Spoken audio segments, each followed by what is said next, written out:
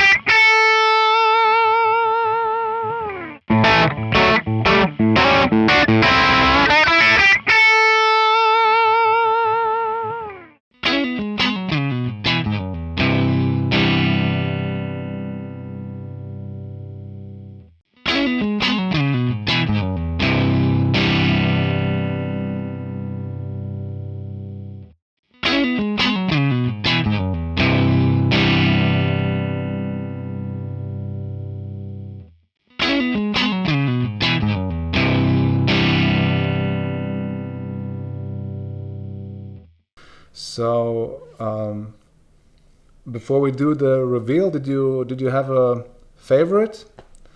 Yeah, I still think my favorite is Quad Cortex in the moment.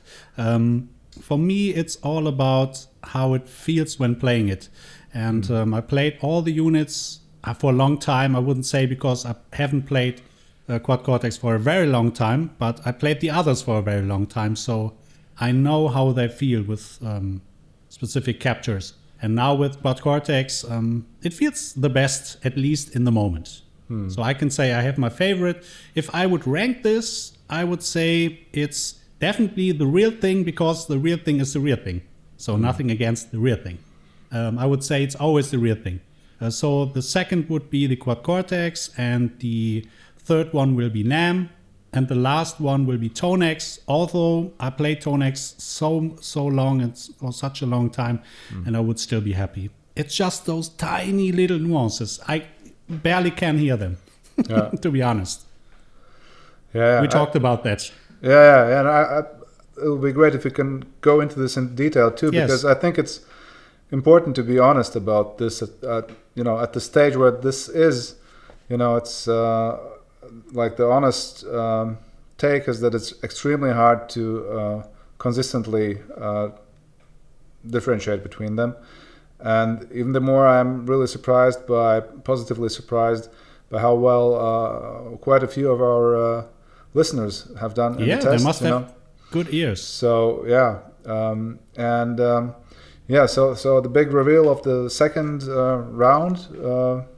So the first clip, always the order is the same. Yeah. So the first clip always was ToneX. Yeah. Then was the real amp. Yes. Then Quad Cortex. And then, of course, NAM. And finally NAM. Yeah.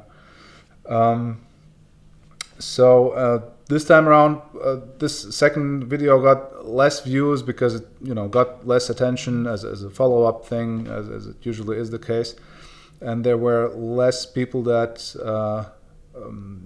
told in detail their impressions. But again, from what I saw, there were again quite a few people who not only guessed it correctly, but again they described in detailed actually what we also hear, and sometimes on some other cases the observations people made were kind of the right ones, or like objectively what you can really hear, but they made conclusions that were not right. They thought, for example, this sounds closer, so this must be the real amp, but it was ToneX, and ToneX really does sound closer in a lot of those clips, just as an example. And so I spent quite a bit of time comparing those clips between the 4 instances on SoundCloud, and I went like really in this really in detail, like analytical, where you listen to like a short, like half second or even some millisecond times and jump around on the same spot, because sometimes it's really hard to perfectly distinguish what is different. And to me, there were a couple of standouts that were really insightful. That is, again, the Bad Cat Era 30 clip. Yeah, you already told that this is a really hard one to capture because of all the upper harmonics and... Right? Yeah, and I went into this really thinking that Quad Cortex version 2 is my favorite, and also that it sounds closest to the real deal. But after listening back to those clips, there are certainly things that NAM does better, that NAM captures, that does not appear on the Quad Cortex capture. And in this Bad Cat Era 30 example, when you listen to clip number 2, which is the real amp, and then jump around on, it's like the 8th second on the clip, where you have like the chords starting to ring out. There's it explodes in really complex harmonies. You can really hear like several levels of harmonies, And Quad Cortex does really well, capturing almost all of them, at least that I can hear. And there's one, like the highest one that I can hear. I have no idea what the frequency is that could be measured, but would be easier to communicate about that. But and it's missing in Quad Cortex, but it is there in NAM. Okay. And again, back to ToneX, like, I don't know, like 3 or how many of those harmonies are gone entirely. It's a much simpler and therefore a bit darker sounding, like, not, I wouldn't say muddy, but it's just missing those harmonies that make it appear brighter. So it's missing some bite that the others have. Yeah. And and I don't hear what I had always this impression of NAM that it adds more detail or some harshness to the sound that is not there in the original. I could not hear that just listening back to those clips. It never appeared to me to be brighter than the reference amp. So I assume this impression that I had has maybe to do with the fact that, for example, the NAM pedal has like almost no latency. Yes. And what I've noticed is the less latency you have, the brighter the impression is of the sound. More direct, yes. Yeah, exactly. And it's hard to distinguish if it's brighter or if it's a different response. So that might be like an impression that misled me. And also like some more critical comparisons and listening I've done with the older, like much older input files and older versions of NAM. So maybe that is also a factor. And also, the main stuff that I initially did for comparisons for myself was before this option cab or was cab or how it was called in NAM. Before it was like made standard that is included in this capturing process. Like now it's not like a checkbox that you can check. It's like automatically checked already, even for DI captures, which was counterintuitive. Okay. Yeah. Okay. You wouldn't come to the idea that you need to actually enable that for the captures to sound more authentic. You told me about this. Right. Yes. And it became a standard that it was by default just enabled at some point. So all my initial impressions were before that. And I think that is where this feeling that NAM is brighter is actually where it came from. So it looks like it's not the case anymore.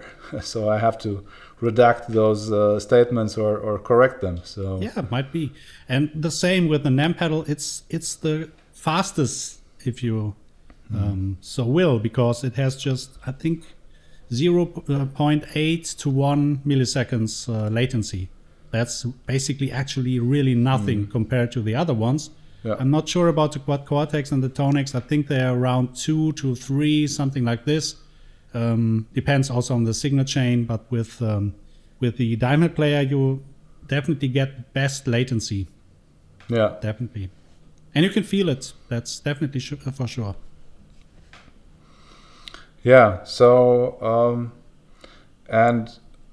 let's say it this way: if you're coming from an analog world and you try to play these 3 units for the first time, I will bet my thumbs that everyone who's an analog fetishist would like to choose the NAM pedal out of it in a blind test, because it just, those milliseconds can matter sometimes. I'm not the kind of guy. For me, it doesn't matter too much, to be honest. If it's around 5, 6, 7, I'm pretty okay with it. Doesn't matter to me. But some guys are really, I know, for example, Thomas Bluk, analog guy, he absolutely hears 1 or 2 milliseconds. He's a freak. Wow. So some guys feel it. Yeah, I know on the forums people laugh about those who complain about a couple of milliseconds, but there's that. There seems to be the case that there are players who are quick and sensitive enough. So yes. So, and just to reiterate, the results that we heard, it's at some things it's even hard to qualify the differences and put them in words, because we're talking like really nuances for the most part. So we did our attempt at the null test.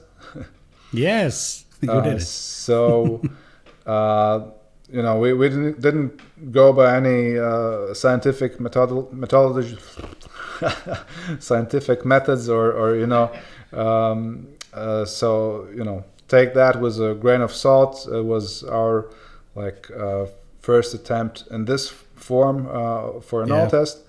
But what was done is that we aligned the clips to the sample level. They're perfectly aligned to the sample.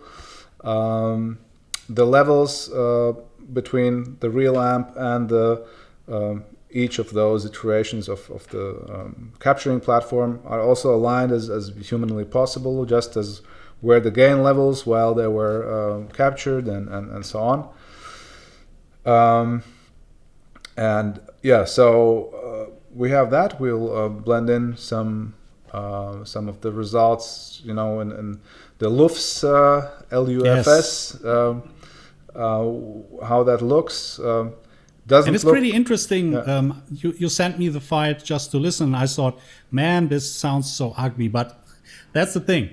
The more ugly it sounds, the better the result is. Exactly. the uglier it is, that means what you get are some harmonies, fizz, fuzz, all that ugly stuff that is probably also the hardest to calculate and to duplicate in this digital format. And so that means there's this remnants of those unlinear harmonic crazy things that are going on in the amp. And at the point where you have some of the normal sounds appear in those those null tests, where a normal signal almost starts to creep in, that means that something wasn't really going that well in that capture, or so in this case all of them sounded terrible. So that means there's a good sign. Yeah, that's a good sign. All of them had this fuzzy, fizzy stuff going on. But there were some instances where I was really surprised on, for example, the Gibson G20, which is a very narrow bandwidth frequency-wise amp. It had clearly some punch that was in this null test between the real amp and Quad Cortex, which means in the Quad Cortex capture there's less punch, and that surprised me because I couldn't hear that at all, but it was quite obvious in the null test.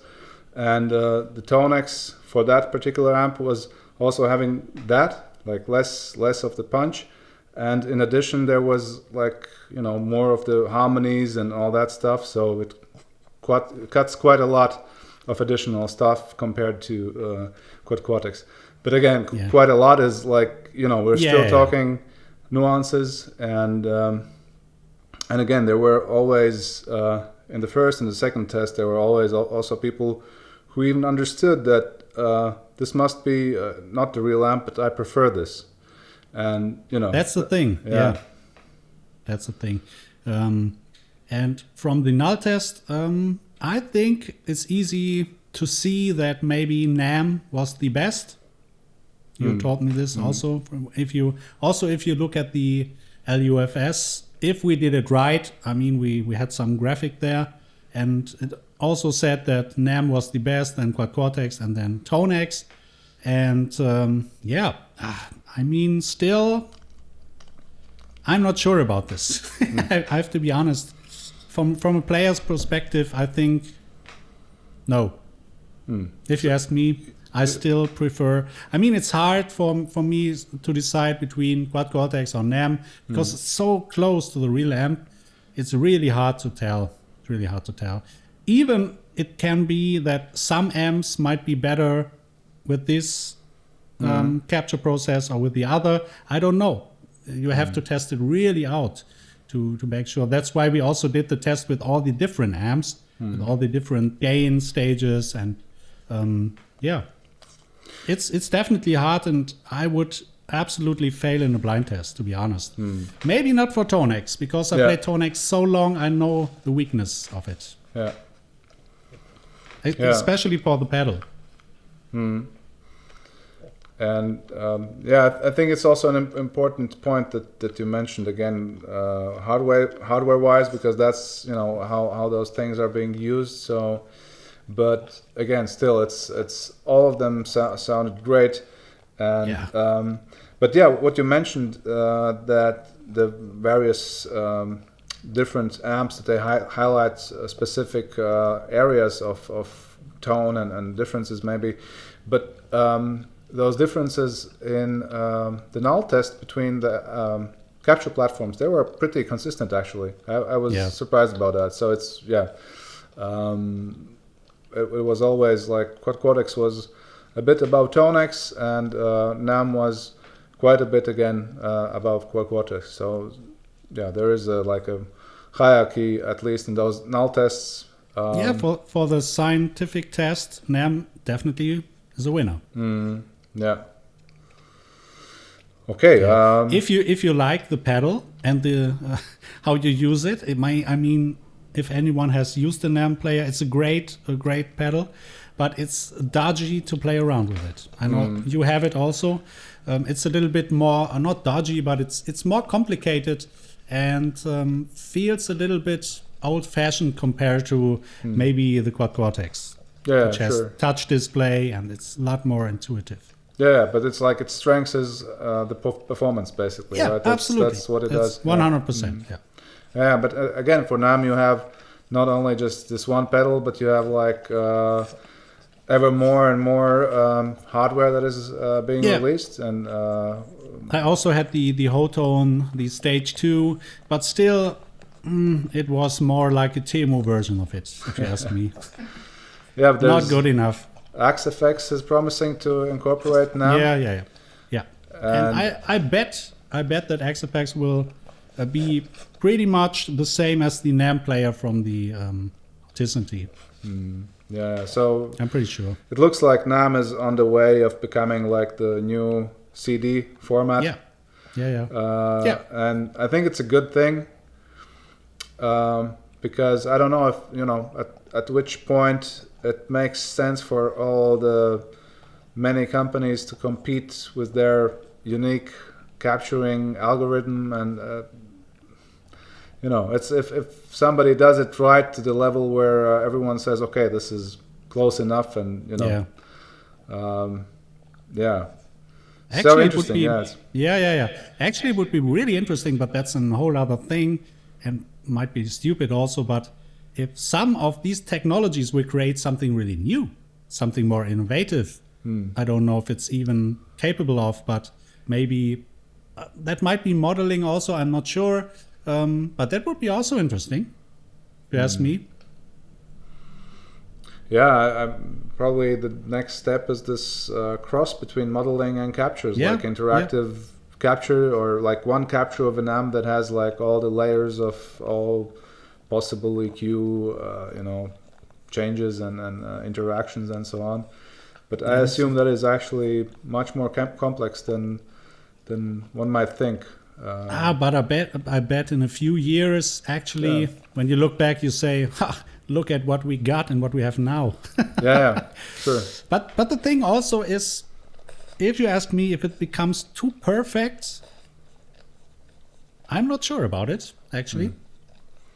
I'm not sure about it, because it also, where is the searching for the great tone? The never-ending search. It will be never there. You will be never there. It will be always a search for the perfect tone, which is good. Even the big ones that use their analog amps are still searching for the holy grail of tone. But we're coming close, and that's good. Yeah, I mean, at the point where the digital stuff does analog perfectly, the vision shifts from, or the focus shifts from the platform onto what you put into it. Sure. And the interesting point would be, would it really matter in a mix? Can be, because some frequencies might be important. Maybe it's we have to do another test. Maybe in a mix, I don't know. Might be, if some people might be interesting. in this kind of stuff. I don't know. But it also depends heavily on the mix also, so it's difficult, I think. Yeah. But who knows? Maybe the open harmonics or these high frequencies that are missing maybe by ToneX are important in a mix to cut through. Or maybe it's better because they cut through more than in the mix. Hard to tell. It's probably case to case, depending, because there are some amps where I'm really happy that some of the fizzy harmonics are out with ToneX, because I know there's no way I could remove them without messing up the rest of the sound with EQ in the level that it happens with ToneX. It's funny because you could actually imagine this becoming a tool. Like you could, I know it sounds silly, but if you want to, if you love the tone that you get from the real amp and want just that tone without some of the fizzies that you don't like, there's, I think, some good potential of getting just that with this stuff, because with the EQ you always destroy something else and it never sounds as natural. It's no matter how much you tweak around, it's it's always a compromise. That's true. So that's the other point here. Hard to tell. Yeah, and I used to believe that everything has a sound, but at this point it's starting with like Quad Cortex and NAM. I'm not sure if probably they have some signature somewhere. I've heard people. Yes, it could be. I'm hearing something, but it might be also some kind of stupid thing that I might hear, but I might hear in the bass frequency, in the very low bass, you call it thumb maybe. There is some differences between these units in general, but I'm not 100% sure. It can be also, I don't know. Well, the Null test showed that NAM has definitely preserves the thumb of the real amp. Yeah, and most heavy guys that like the heavy music prefer often NAM. And there's a reason for that, because they have also trained their ear a lot more to these really high gain amps. So they know how exactly they sound, and it might be easier for them to really hear if that's right. A friend of mine who plays some heavy stuff, I sent him this comparison, and he has really good ears, and he really knows what he's doing in the studio. He's also mixing a lot and whatnot, and he failed on the others, but he picked out NAM immediately, and he's very familiar with NAM. He's not familiar with the others. That's an important point. And he picked out NAM, and he said it has a saturation in the low end that nothing else has. To this day, I don't know what exactly he means with that, but I understand that it preserves the low end of the real amp better. Interesting. Yeah. But I'm not sure if that's what he means. And there's another thing that Mitch Malloy said about NAM, and that is how he puts it is, especially in the context of a mix, that NAM creates like a space around it that is very good for a mix, that it literally sits well in the mix and creates its own space. That was his way of wording that. So yeah, there's seems to be a lot of love for NAM from guys who are doing work. The good thing is also you can use it in the DAW, right? In your Cubase, Logic, whatever.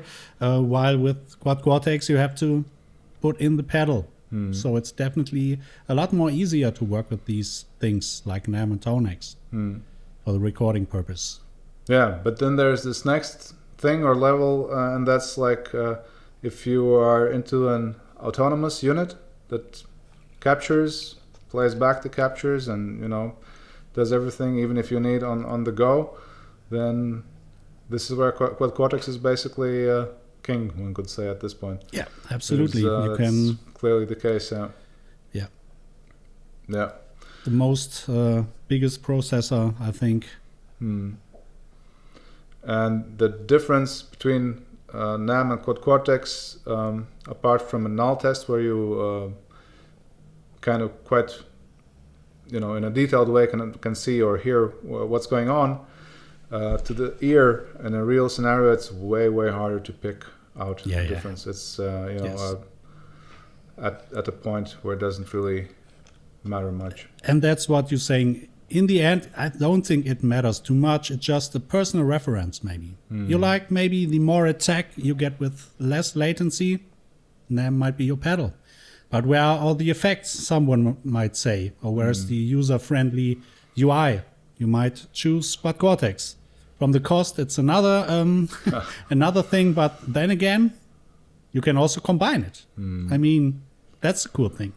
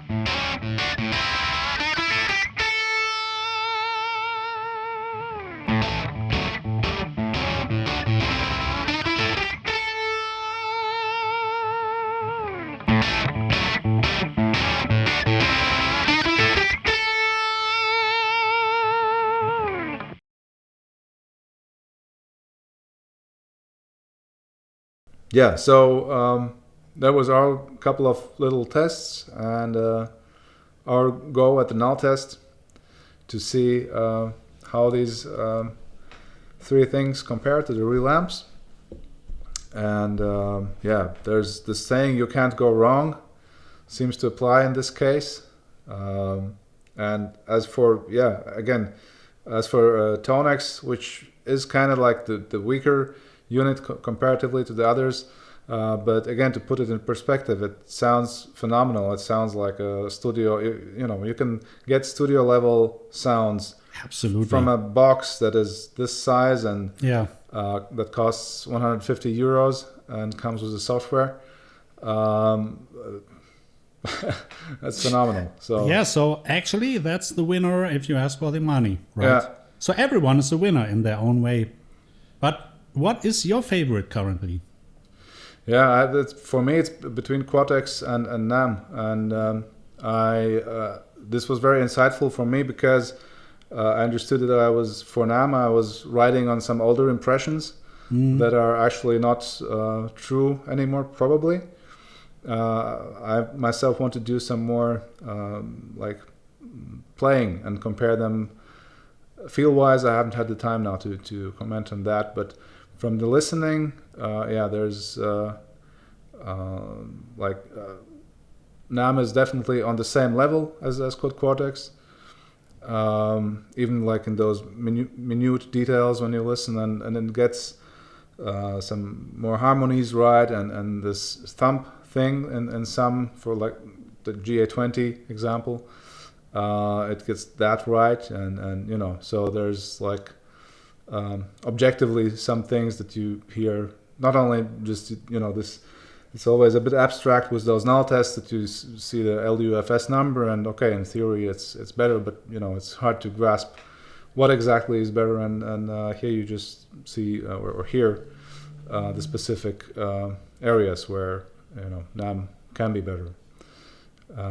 But just listening to the clips, it was way harder to tell that without this null test as like a tool to help you understand what the differences are that you're maybe hearing. It was very, very difficult. So, yeah. But from a product perspective, I think the point is that NAM still is missing this like the pedal that makes it what it could be. So something was sure like stereo capable and effects but I mean, did you test the anagram dark glass? No. Okay, this might be a better solution, or maybe more flexible solution. Yeah, but it is geared towards bass, and sure. And I assume it makes sense for the neural guys not to make competition for themselves, so that's why they wouldn't probably make it guitar centered. That makes sense for their business model. I assume that is the main reason. Might be, sure. And there's no surprises there, but something like the anagram, but for the guitar, it's still not there. So for NAM, so that's that's the thing that's keeping NAM a bit back. But NAM has a fantastic community, and this Tone 3000 thing, we haven't even mentioned that. Now there's like really a proper ecosystem around this, and the training is super simple now. I used to use my own, like I have a high-end gear, of course, for this kind of work that I've been doing the last years, was RTX 4090 cards and all that stuff. But now I just do it on Tone 3000. It's super quick. It works perfectly. Yes. Yeah. Easy to do. Sounds incredible. Yeah. And of course, if you do it yourself, you can adjust the algorithm to your liking, and there are like various recipes, like from Slam and Mofo and other users who have spent a lot of time in doing like hyper accuracy stuff and so on. And it's very intriguing, and people have been asking me to, maybe I would be interested in doing some of that stuff. But what's holding me back there is how usable it is at some point. The resources are crazy. I don't think that in a blind test someone would really hear the difference. I mean, here it's even hard to tell. And then going to these advanced features, I'm not sure. Yeah. That's another test, Fabian. Yeah, the tests are you can't. There are so many ways you can test this out. It's amazing. Yeah, and the closer they get, the more you must watch out not to, mess up any single point, because, the smallest difference in some setting that you touch somewhere, makes your test useless. So it's very sensitive when you do these things. And the point that you also mentioned, that at this point, even to distinguish between the real amp and the standard NAM capture is really, really hard, and the null test says there's some fuzzy harmonies, maybe not missing, but they're maybe more silent or less precise or something. But again, this is as we talked already. If you clone the same amp in the analog world and make this test, it won't sound better.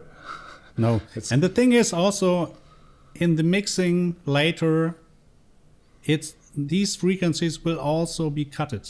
So there will be a high cut, there will be a low cut, and these are the important frequencies that are missing. So I think the baseline is already there. Doesn't matter if it's ToneX, if it's NAM or Quad Cortex. In the mixed situation, like I told before, mostly, and especially in a live context, doesn't matter at all because everything will be cut anyway. Yeah. Yeah. So, but for the fun part, when you're playing on your own and alone, this might be a difference. Yeah. Yeah, but so my conclusion for myself is I'm actually still totally happy with any of the units. We're still doing like the demos for amalgam products on ToneX. Yes. That says something because there's a couple of reasons for that. One of them is my biggest customer base is ToneX. That's the main reason. But the other is I don't feel like there's a disservice to the sounds doing it on ToneX. I don't think it matters, honestly. It's simple as that. And then, if you go about that to Cortex or even NAM, it just gets, even closer and closer, but it's not important at this point. That's I also view. think it's, mine too. Yeah, that's a relieving feeling, actually. Yes, actually it is. Like salvation, like finally. Doesn't matter much. Yeah, so. But it was nice to see all these things and to zoom in a little bit and zoom out a little bit. And that's great to actually learn how sound function in a mix, not in a mix when playing alone, which frequencies are important, which are maybe not, and also how good our ears are, because I assume you have better ears than me, 100%. And because you told me when we first started, we listened back again, and you told me, listen to these frequencies, and I was like, what the hell is he meaning? I don't hear anything. Might be I'm having a bad day. And that's also a thing because the ear is very sensitive. Yeah. Right? Yeah. I mean, everyone knows that feeling when having band rehearsals and they think today that tone and sound was killer.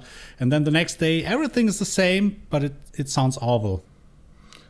Do you know where your low pass filter lies? How high are you hearing? No, I'm not. But you know that, right? Yeah, I don't want to say the wrong number, but I think I did it like a year ago, did a test, and I think it was at 18 kilohertz. Or that's really like a newborn baby which has 20 was maybe. Surprising. I'm not sure if it's, but it was, it was. I also have some mild tinnitus on the right side. So it was extreme. I felt like I was guessing some of the time. So maybe I was, maybe the test needs to be repeated. But I noticed now, at least that was interesting also to me, that you do not hear those higher harmonies. Yes. But sometimes also you have to learn to hear. That might sound stupid, but there is a thing, because it's like playing guitar. If you like to hear those little nuances, you have to know where they are. And then you listen back and you really hear, that's what I was missing. And the same with tone. You can learn so much, and sometimes also these little nuances are really important. That's why for some players, for example, the latency is a big thing. Yeah, well, that's interesting because I am very, very how to say that. I don't feel latency differences much because I'm used to working. I told you that about that. I'm used to working when I'm doing the sounds for amalgam. I'm used to working with a really high latency, and that is by design.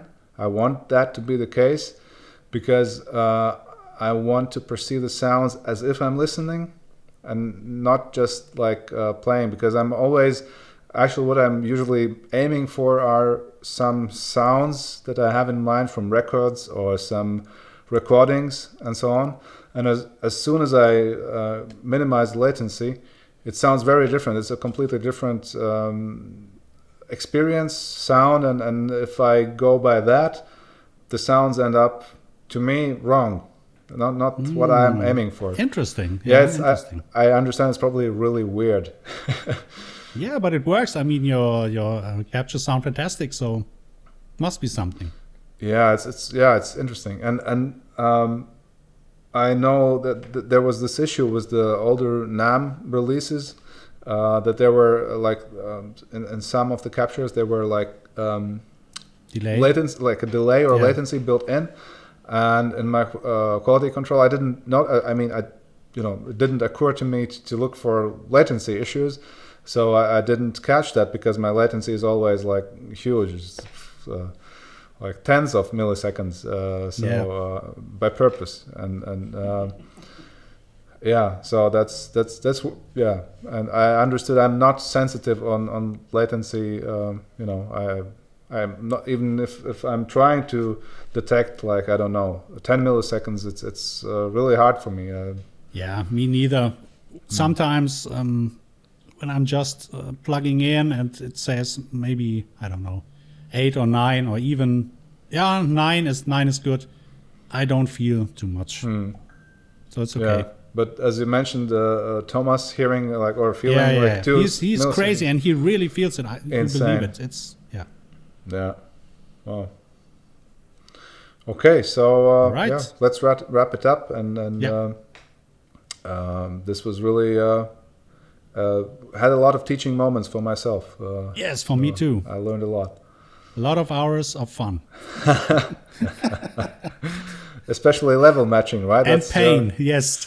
Your middle name.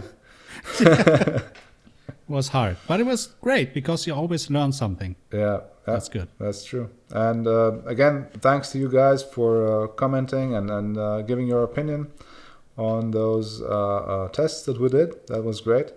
We talked with Fabian that in future we might do some other testing things because there's still a lot of topics that arise and are kind of interesting, and also I find it very valuable to break with your own myths and preconceptions and all that, to clear up as much as possible.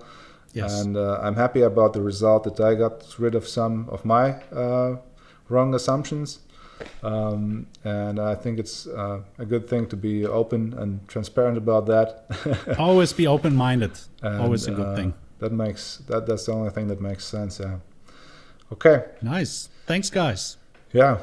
Thank you, and see you in a next comparison at some point. Or we're for the new year. We're also thinking about some new format of doing the demos that we've done so far. Maybe something like merging together what I've been doing with the story time and what Fabian has been doing with the demos. I think it's kind of silly that you have like 2 videos on each amp and then you have to jump around, and there's people who enjoyed both and who watched both, but I assume it's... Let us know what you think. Actually, let us know, really. Yes. Would you like to see again like 2 separate videos, like for each amp, like a demo, like Fabian has been doing, like little talking and mostly playing, and a separate video of me telling about history and some comparisons of the amp, where it stands and tonally and all that stuff that I had been doing in the storytime videos? Or if you would really prefer to have like one video where we probably make a call like this, and Fabian has the captures of some settings. Yes. And I have the amp here, and I can show stuff on the amp and how it's dialed in and how it behaves and stuff like that. And as you can see in this test, or in those tests, the captures are so close to the real amp that it literally does not matter if Fabian is in the same room. That's what this technology makes possible. And there's like, before we go live, I can dial in some settings and just send the capture of that to Fabian, and I can talk and Fabian can show, basically. I think that's a great idea, and let us know if you like the idea, and if that sounds like something that you might enjoy, because I know there was a lot of people were really fans of the story time, and it was a great effort, but it's also really time consuming to do both, and I think it might not be the best format also. So Yeah, there's that. Okay. Yeah. All right. Thank you, everyone. Bye. Bye-bye. Bye, Fabian.